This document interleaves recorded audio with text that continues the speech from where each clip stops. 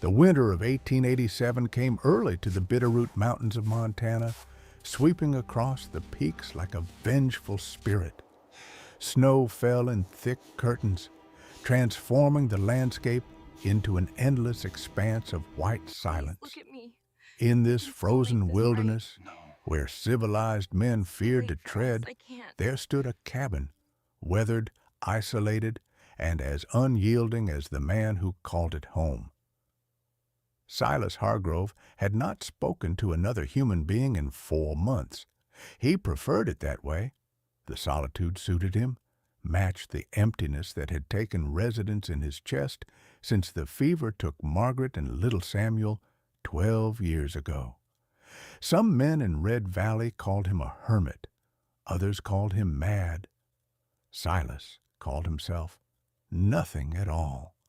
Names were for people who still belonged to the world, and he had relinquished his membership long ago. On the evening of December 14th, as he was checking his trap lines in the failing light, Silas noticed something unusual. A trail of footprints in the fresh snow, erratic and desperate, leading toward his cabin. His hand moved instinctively to the rifle slung across his back. Trappers sometimes wandered this far up, but never alone, and never this late in the season. When he rounded the final bend, his breath caught. A figure lay crumpled on his porch, half buried in snow, one arm stretched toward his door as if reaching for salvation itself. Silas approached cautiously. It was a woman, he realized, her dark hair matted with ice, her lips blue with cold. Her dress, once perhaps a reasonable traveling garment, was torn and frozen stiff. But what struck him most was her size. She was a large woman, substantial in a way that spoke of better times, though now her body seemed more burden than blessing as it lay motionless against the wooden planks. He checked for breath, faint but present. Without another thought, Silas gathered her into his arms, heavier than Margaret had been certainly, but he was a strong man, made stronger by years of hauling timber and game through these mountains. He kicked open his door and carried her inside. The cabin's interior was Spartan but warm. A fire crackled in the stone hearth, casting dancing shadows across rough-hewn walls. Silas laid the woman on his only bed, a simple frame with a rope mattress, and immediately set to work. He pulled off her frozen boots carefully, mindful not to tear the skin. Her feet were red and swollen, the early signs of frostbite visible on her toes. He wrapped them in wool, then turned his attention to her soaked clothing. This presented a dilemma. Propriety dictated he should not undress an unconscious woman, but practicality and mercy demanded otherwise. She would die if he left her in those frozen garments. Silas compromised, removing only her outer dress and petticoat, leaving her chemise and drawers, though they too were damp. He covered her with every blanket he owned, layering them carefully, then pulled his only chair close to monitor her breathing. For 3 hours she did not stir. Silas added wood to the fire, heated water for broth, and occasionally checked her pulse. His dogs, 2 aging hounds named Buck and Moses, watched from their corner with curious eyes, sensing the disruption to their ordered existence. Finally, near midnight, the woman's eyes fluttered open. They were brown, he noticed, deep and dark as the bark of the old pines. For a moment, she seemed confused, her gaze sweeping across the unfamiliar ceiling, the rough walls, before finally landing on Silas. Terror flooded her features. She gasped, clutching the blankets to her chest, her entire body going rigid. "Please!" Her voice was barely a whisper, raw and desperate. "Please, don't touch me." The words hung in the air like shards of broken glass. Silas saw her trembling, not from cold now, but from fear. Fear of him. He had seen that look before, in the eyes of wounded animals, in the faces of soldiers who had witnessed too much horror. He raised both hands slowly, palms outward, and took a deliberate step backward. "Won't hurt you," he said, his voice rough from disuse. "You were freezing. Brought you inside. That's all." She watched him with the wariness of a cornered creature, her breathing rapid and shallow. Silas took another step back, then another, until he reached the far wall.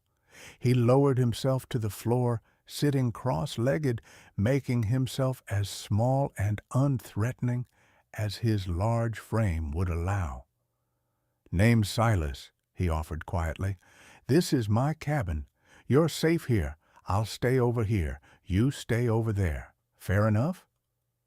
Minutes passed. The woman said nothing, but her breathing gradually slowed. Her grip on the blankets loosened slightly, though her eyes never left him. "There's broth," Silas said, nodding toward the pot hanging over the fire, "and bread. Old but edible. You should eat something. Get your strength back." "Where am I?" Her voice was stronger now, though still laced with suspicion.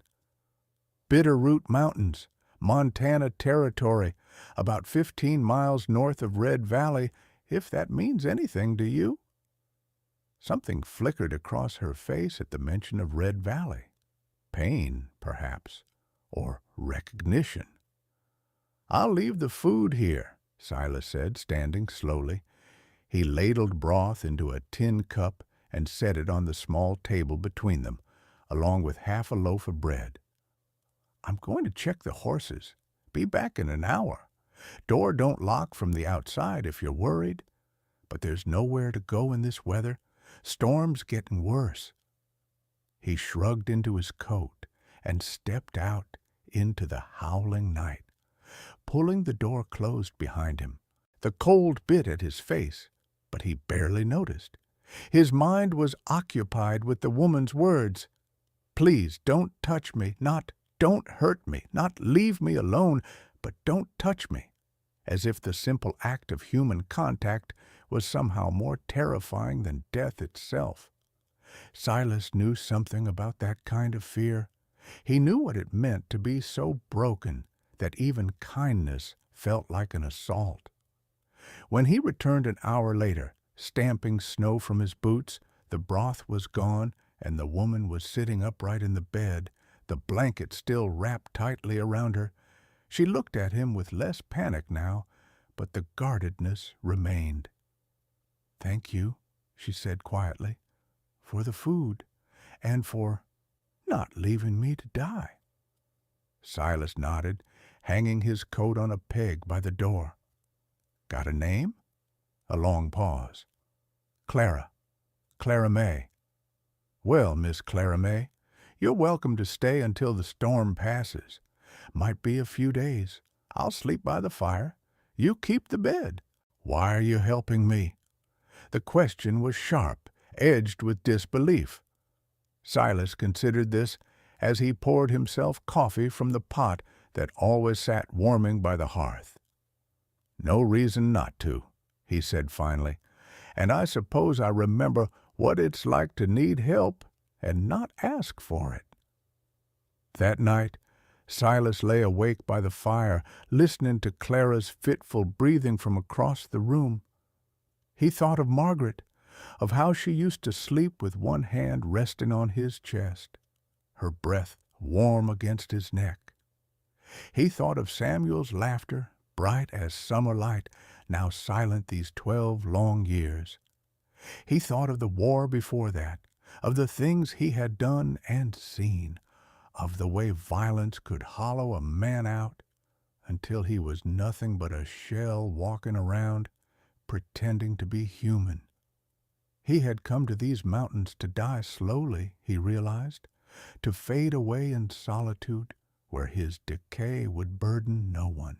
But now there was this woman, this frightened, mysterious woman who had collapsed on his doorstep like a question he hadn't asked.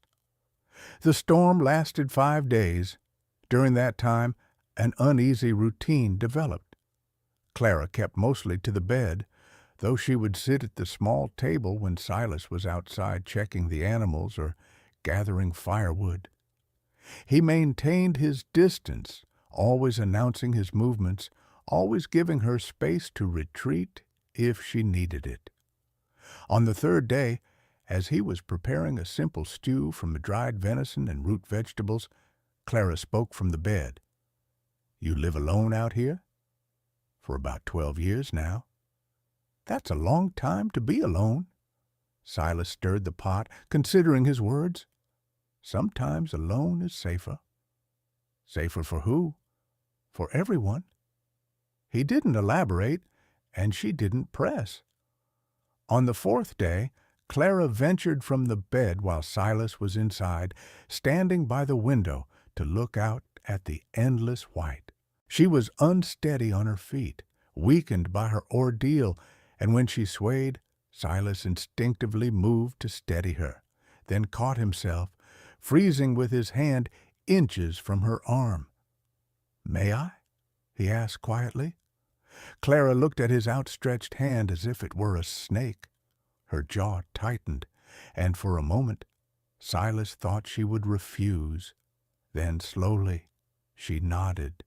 He barely touched her elbow, just enough to guide her back to the chair, then immediately withdrew. She was shaking, not from weakness, he realized, but from the effort of allowing even that minimal contact. "I'm sorry," she whispered. "I know it's strange."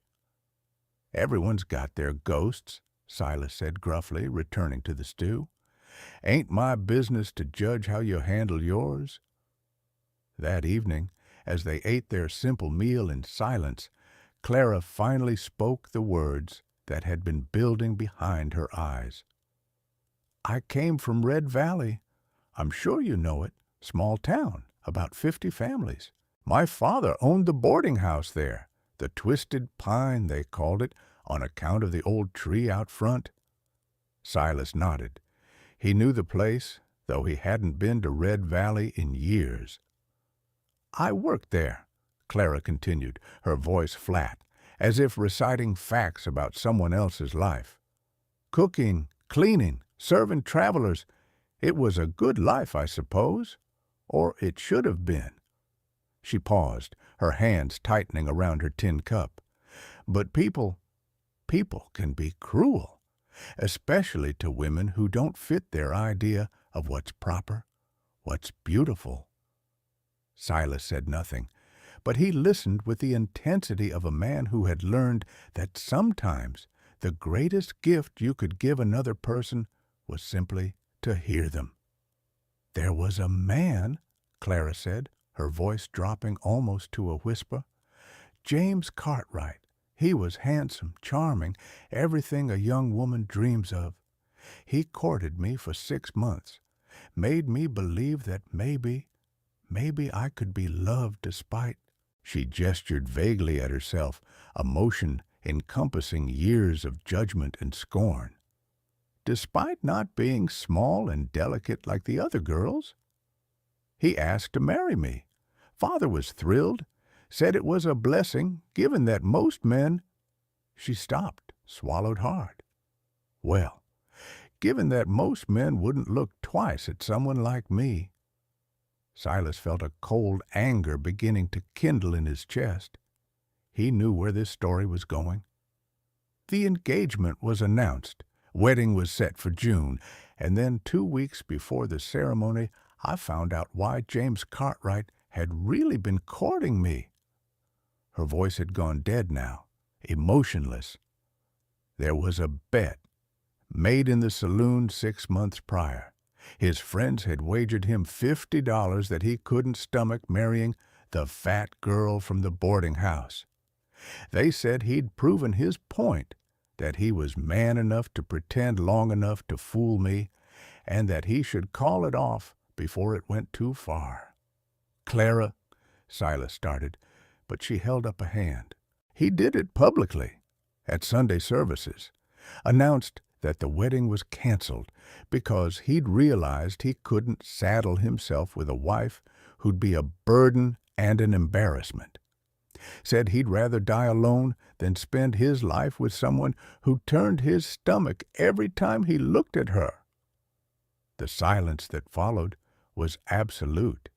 Even the fire seemed to burn more quietly, as if the flames themselves were stunned by the cruelty of it. People laughed, Clara continued, her voice barely audible now. Some of them actually laughed, and the ones who didn't laugh, they looked at me with pity, which was somehow worse. After that, I couldn't walk down the street without hearing whispers, couldn't work in the dining room without wondering if every man there was looking at me and thinking what a fool I'd been. Then last month, there was a fire, started in the kitchen, spread through the whole building. Father and Mother, they didn't get out in time, and suddenly I was alone, with nothing but a pile of ash and a town full of people who saw me as either a joke or a tragedy. She looked at Silas directly for the first time since beginning her story. So I left, started walking north, with no plan except to get far enough away that I'd never have to see that place again. I didn't care if I froze. Honestly, I thought maybe that would be fitting, a frozen death for a woman with no warmth left in her life. But then I found your cabin, she finished, and you didn't laugh. You didn't pity me. You just helped. And I realized I don't know how to accept that. Don't know how to let anyone close enough to hurt me again. Even someone who's shown me nothing but kindness. Silas sat for a long moment, absorbing everything she'd told him. When he finally spoke, his voice was rough with emotion he thought he'd buried long ago. I had a wife once, Margaret, and a son, Samuel. He was 6 years old, smart as a whip, could identify every bird in these mountains by their call. A faint smile crossed his weathered face. Summer of 1875, cholera came through Fort Benton, spread like wildfire.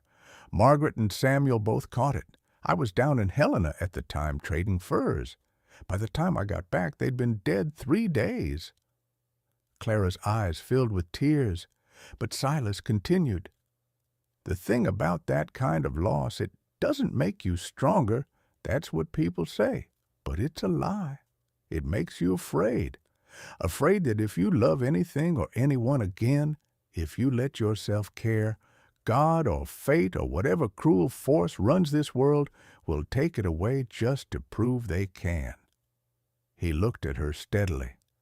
So I came up here, built this cabin, and decided I'd live out my days without giving the universe another chance to hurt me. But then you saved me, Clara said softly. Even though you were trying to keep everyone away, didn't have much choice in the matter. You showed up on my porch half dead. Even a hermit's got limits to his callousness. He paused. But you're right. I could have taken you to Red Valley once the storm broke. Could have sent you on your way, but I didn't, because maybe I'm tired of being afraid too. The storm broke on the 6th day, revealing a world transformed by snow. The morning sun turned the landscape into something almost beautiful, diamond bright and pristine.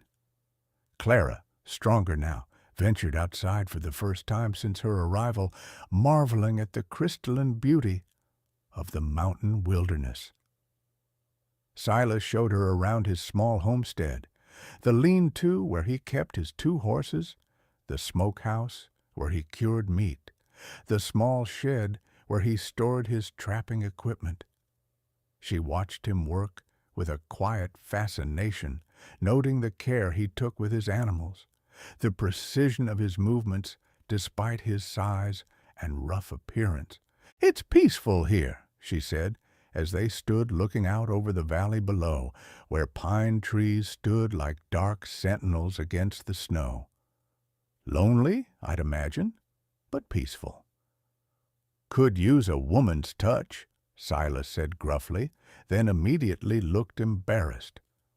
"Not that I'm suggesting, I mean—" Clara laughed, and the sound was so unexpected, so bright in the cold air, that Silas found himself smiling despite his awkwardness. "I know what you meant," she said gently, "and you're right. These curtains are deplorable, and I'm fairly certain that stew would be improved by actual seasoning." "Got plenty of salt," Silas protested. "Salt is not seasoning, it's a basic requirement of food preparation." It was a small thing, this moment of teasing normalcy, but it marked a shift. Over the following weeks, as winter deepened its grip on the mountains, Clara and Silas fell into a new rhythm.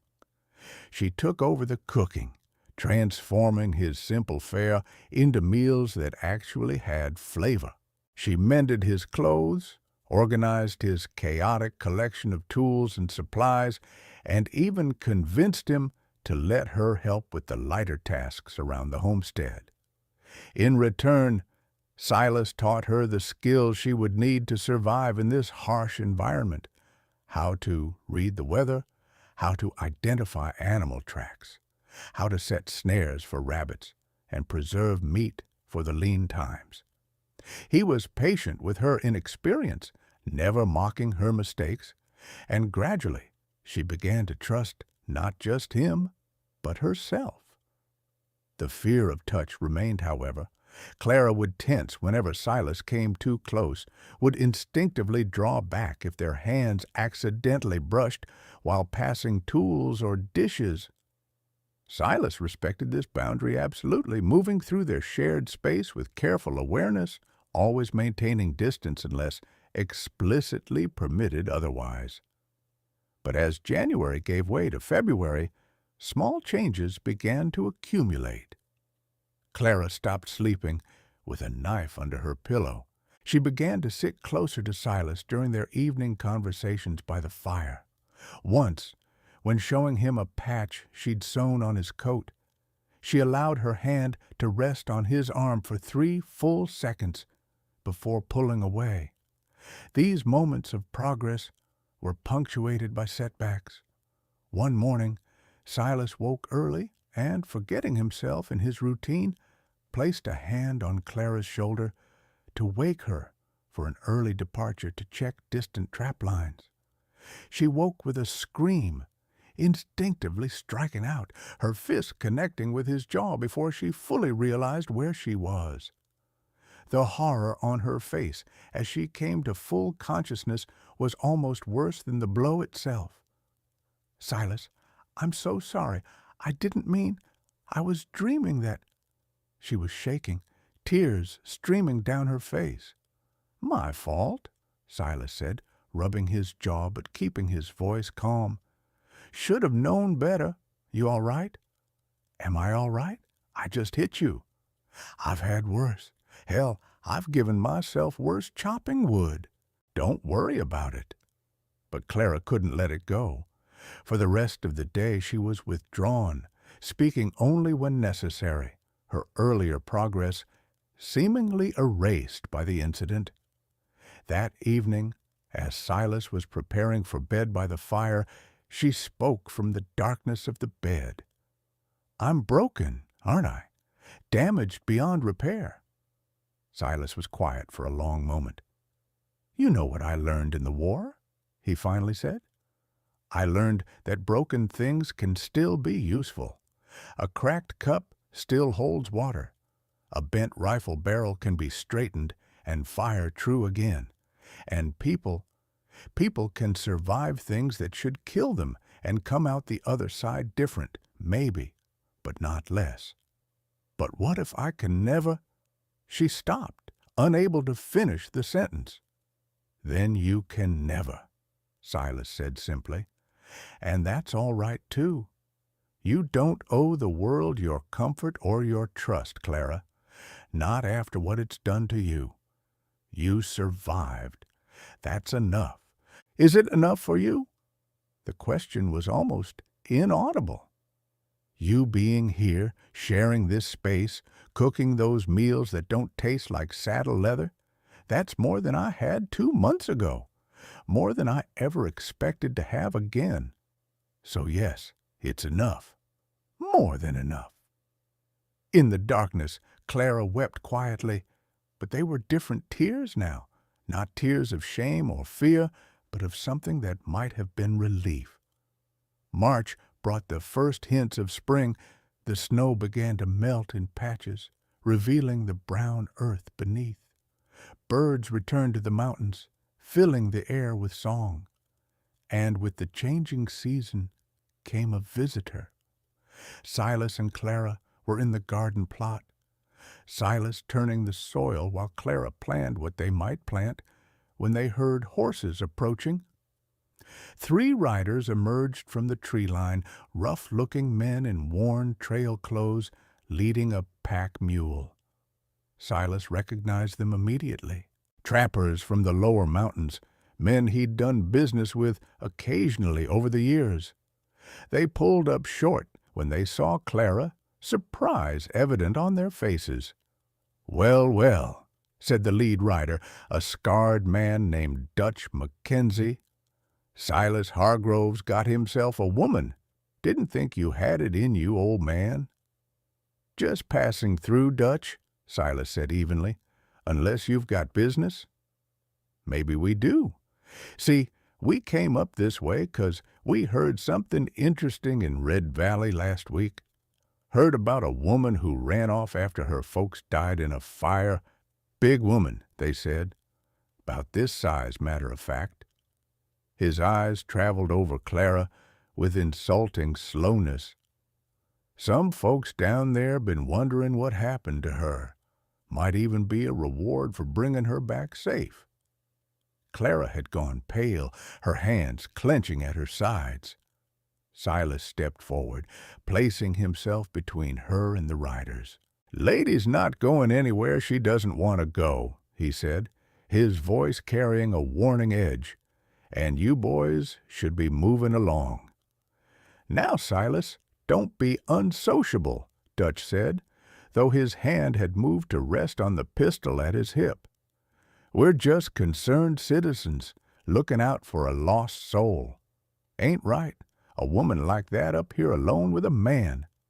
People might talk." "People always talk," Silas replied. "Doesn't make it my concern or yours." One of the other riders, a younger man with a cruel mouth, laughed. "Hell, Dutch, look at her. She's the one they were laughing about in town, the one who thought James Cartwright actually wanted to marry her fat." He didn't get to finish the sentence. Silas moved with a speed surprising for a man his size, crossing the distance and dragging the rider from his horse. They went down together in a tangle of limbs, Silas's fist connecting with the younger man's face once, twice, 3 times, before Dutch and the third rider jumped in to pull them apart. The fight was brief, but vicious. Silas took a hard blow to his ribs and a knife slash across his left shoulder before he managed to throw all 3 men back. He stood there, breathing hard, blood seeping through his shirt, his face set in an expression of controlled fury. "Get off my land," he said quietly, "and if I see any of you near this cabin again, I'll shoot you on sight and leave your bodies for the wolves." Dutch looked like he wanted to argue, but something in Silas's eyes made him reconsider. He remounted his horse, helped the younger man, who was nursing a broken nose, onto his mount, and the 3 of them rode off, but not before Dutch called back over his shoulder. "You're making a mistake, Hargrove. That woman's trash, and everyone knows it. You'll figure it out eventually." After they disappeared into the trees, Silas stood there for a moment, the adrenaline of the fight slowly fading. The pain from his wounds began to register, sharp in his shoulder, dull and deep in his ribs. He turned to find Clara standing exactly where she'd been, tears streaming down her face, her hands pressed against her mouth. "You shouldn't have done that," she whispered. "You shouldn't have. They hurt you because of me." "Clara," he started, but she was backing away, shaking her head. "I bring trouble. That's all I do. I should leave. I should go back to Red Valley or just disappear into the mountains and—" "Clara May, you stop that right now." Silas's voice was sharp enough to cut through her spiral of panic. "Those men are cowards and fools, and what they think doesn't matter a damn. You're not leaving unless you want to leave, and not because some worthless trapper showed up looking for trouble." "But you're hurt." "I've been hurt worse." "Come on, let's get inside so you can patch me up. Unless you're planning to let me bleed out in the garden, in which case I'd appreciate if you'd at least plant some flowers over my grave." The absurdity of the statement shocked a laugh out of her, even through her tears. She helped him inside, where she carefully cleaned and bandaged the knife wound on his shoulder. Her hands shook at first, but gradually steadied as she worked. It was the longest period of sustained contact they'd had, and though Silas could feel her trembling occasionally, she didn't pull away. "Does it hurt?" she asked quietly as she tied off the bandage. "Not as much as it would hurt to watch you leave," he said, then immediately looked embarrassed by the admission. Clara's hands stilled. For a long moment, neither of them moved. Then, slowly, carefully, she laid her palm flat against his chest, right over his heart. She could feel it beating, strong and steady. "I don't want to leave," she whispered. "But Silas, I don't know how to stay either. I don't know how to let someone care without waiting for the other shoe to drop. Without waiting for you to wake up one day and realize what everyone else knows, that I'm not worth the trouble." Silas covered her hand with his own, the gesture gentle despite his rough, calloused skin. "You want to know what I see when I look at you?" he asked. "I see a woman who walked 15 miles through a blizzard rather than give up. I see someone who survived cruelty that would have broken most people. I see someone who learns fast, who's got a sharp mind and a kind heart despite every reason not to. And I see someone who makes this old cabin feel like a home for the first time in 12 years. But, no buts, I ain't James Cartwright. I ain't those people in Red Valley who measured your worth by your waistline. And I sure as hell ain't going to stand here and let you talk about yourself like you're somehow less than what you are, which is brave and strong and more than I deserve in my life, but grateful to have anyway." Clara's breath caught. She looked up at him, really looked at him, this rough mountain man with his scarred hands and gray-bearded face and eyes that had seen too much but somehow still held kindness. "I'm afraid," she admitted, "terrified actually, of trusting this, of trusting you, of trusting myself not to fall apart again." "Then be afraid," Silas said simply. "Be terrified. Feel whatever you need to feel. But stay anyway. Stay and let's figure it out together one day at a time. No expectations, no pressure, just stay." That night, something shifted between them. It wasn't dramatic. There were no passionate declarations or sudden transformations. But when Clara went to bed, she didn't turn her back to the room as she usually did. And when Silas settled by the fire, she called out softly through the darkness, "Silas? Yeah? Thank you for fighting for me, for seeing me." "Always will, Clara. Long as you're here, I'll see you." Spring advanced steadily, bringing longer days and warmer temperatures. The garden flourished under Clara's care, and she even convinced Silas to help her plant wildflowers along the path to the cabin. Because, she insisted, survival isn't just about food, it's about beauty, too. They fell into an easy companionship, working side by side during the day and talking long into the evenings. Silas told her about his childhood in Tennessee, about the war, and the things he'd done that still haunted him. Clara shared stories of her mother's cooking, of the dreams she'd had as a girl before the world taught her to dream smaller. Physical contact gradually became less fraught. Clara could now accept Silas's hand to help her over rough ground. She no longer flinched when he stood near her while they cooked. Once, working together to move a heavy beam for a new shed, their bodies pressed close for several minutes, and while Clara's breathing had quickened, she hadn't pulled away. But the real breakthrough came on a warm evening in late April.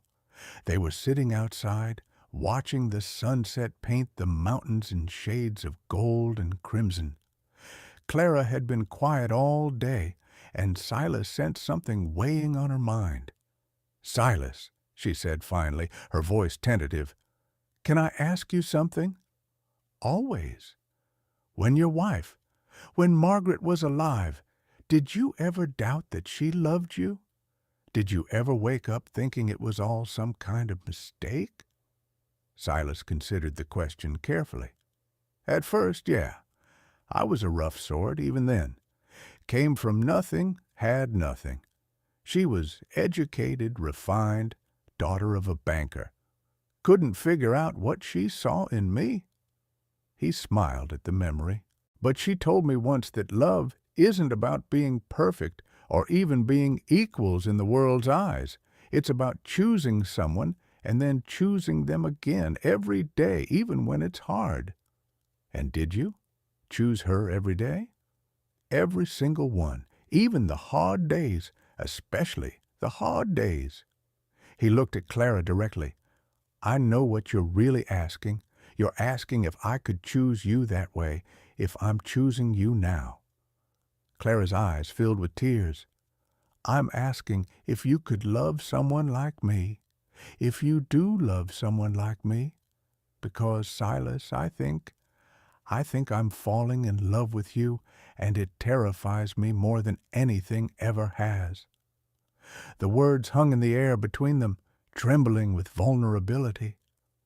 Silas reached out slowly, telegraphing his movement, and when Clara didn't pull back, he cupped her face in his hand, his thumb brushing away a tear. "Clara May," he said, his voice rough with emotion, "I've been choosing you since the day I picked you up off my porch. Maybe even before that. Maybe the universe was choosing for me when it led you to my door in the middle of that blizzard. And yes, I love you. Love your strength and your stubbornness. Love how you sing while you cook and how you talk to the horses like they understand every word. Love that you see something in this old hermit worth staying for. But I'm not. I'm not what men want. You're what I want. You're what I need. You're the spring after 12 years of winter, Clara, and I'll be damned if I'm going to let your past or your fears convince you otherwise." Clara let out a sob, half grief, half joy, and then, in a moment of breathtaking courage, she leaned forward and kissed him. It was tentative, clumsy even, as if she'd forgotten how such things worked. But Silas responded with infinite gentleness, his hand still cradling her face, letting her set the pace, letting her lead. When they finally pulled apart, both were trembling. Clara laughed shakily, touching her lips as if amazed by what she'd just done. "I kissed you," she said wonderingly. "I actually kissed you." "You did indeed, and if it's all the same to you, I'd like to do that again sometime." Maybe, maybe we could do it again now." They did, and this time, when Silas wrapped his arms around her, Clara melted into the embrace instead of tensing against it. They stayed like that as the stars came out, two damaged people finding wholeness in each other's arms. The summer that followed was the happiest either of them could remember. They expanded the garden, added to the cabin, and even made a trip down to Red Valley, though they kept to themselves, buying supplies and leaving before encountering anyone who might recognize Clara. Silas could feel her tension during the visit, the way she tried to make herself smaller, less visible, but afterward, as they rode back into the mountains, she straightened in her saddle. "I faced it," she said with quiet pride. "I went back, and I didn't fall apart." "Never doubted you would," Silas replied. In August, Silas asked her to marry him. He did it simply, without grand gesture or elaborate speech. They were by the stream, washing vegetables from the garden, when he pulled a ring from his pocket, carved from deer antler, intricate and beautiful, despite its humble material. "Made this last month," he said. "Probably should have some pretty words to go with it, but I'm no poet. So I'll just say this. Clara May, you've made my life worth living again. Will you marry me? Will you stay with me, not just through this summer, but through all the seasons to come?" Clara took the ring with shaking hands, tears streaming down her face. "Yes," she whispered. "Yes, yes, 1,000 times yes." They married themselves by moonlight, there by the stream, with only the mountains and stars as witnesses. Silas spoke vows from his heart.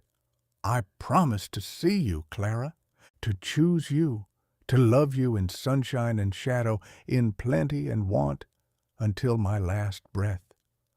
Clara's vows were simpler, but no less profound.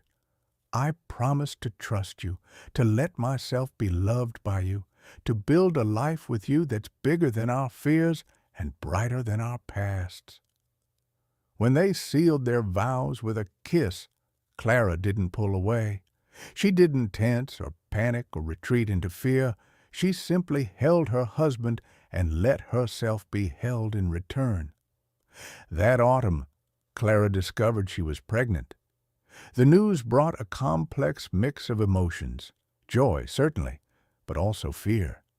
Fear that her body, which the world had taught her to see as wrong, couldn't perform this most fundamental function.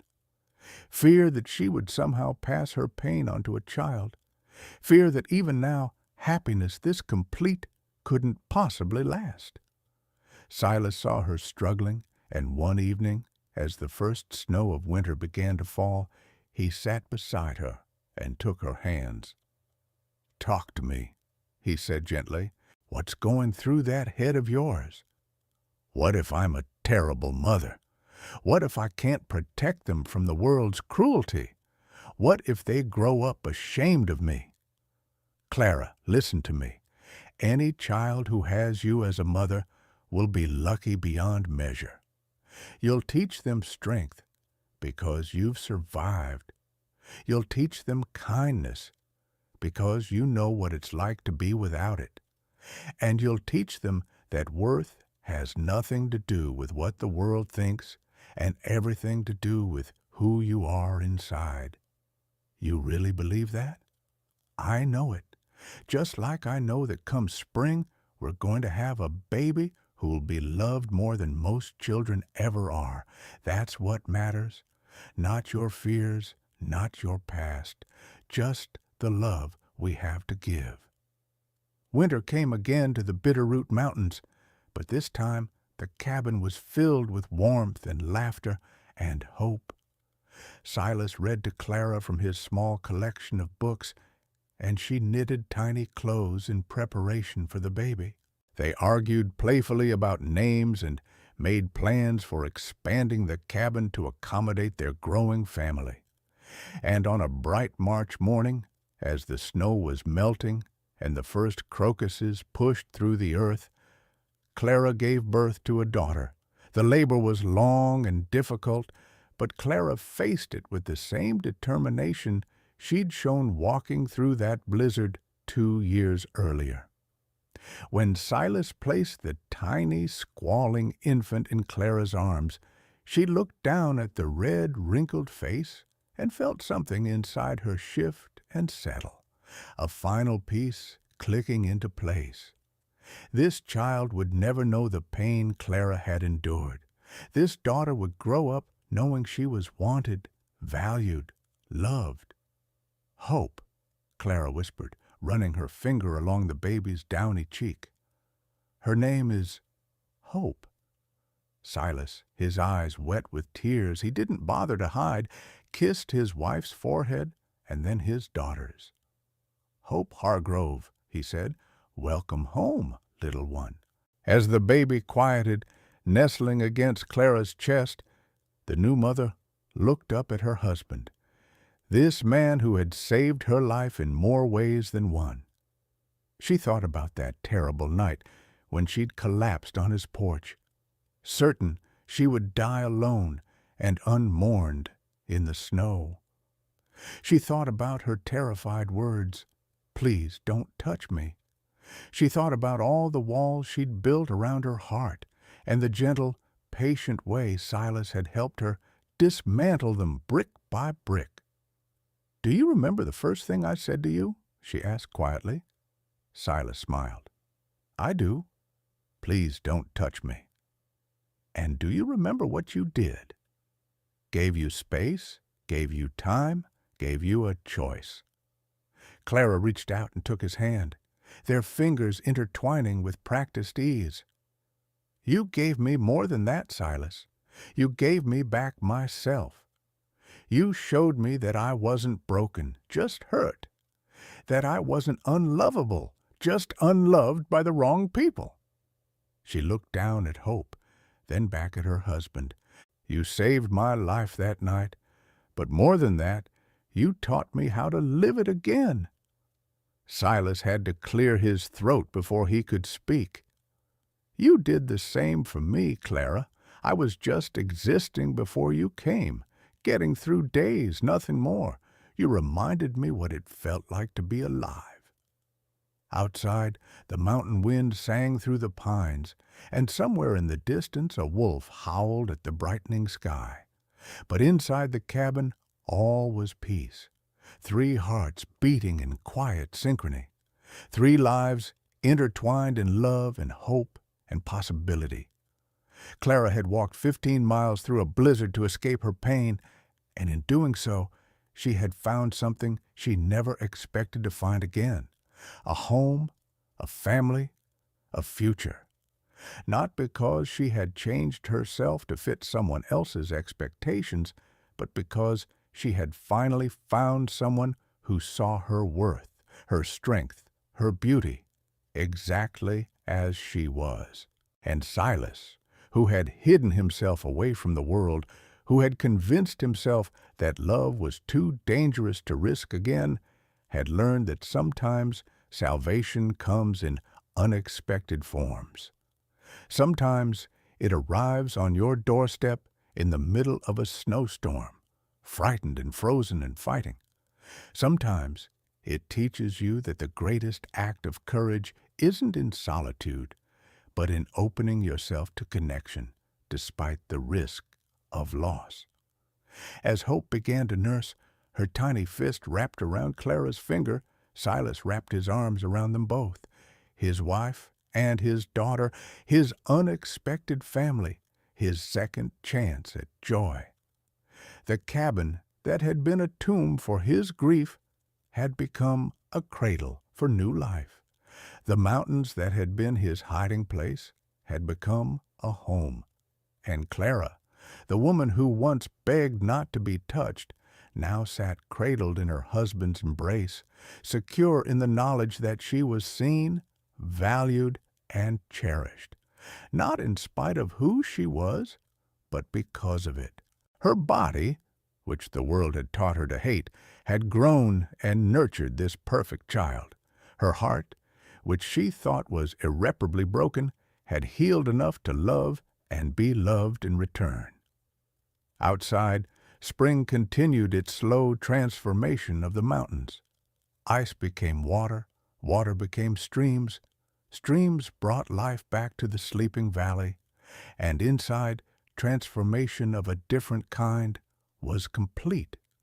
Three people, each in their own way, had been reborn: the mountain man and the woman who feared touch, the hermit and the exile, the widow and the abandoned. None of those identities defined them anymore. They were simply Silas, Clara, and Hope, a family forged in adversity, strengthened by love, and bound by the unshakable certainty that they had found in each other exactly what they needed to survive and thrive in this beautiful, harsh, unforgiving world. And as the sun climbed higher in the clear spring sky, bathing the cabin in golden light, Clara May Hargrove closed her eyes and smiled, her daughter in her arms and her husband at her side. She was home, finally, truly home.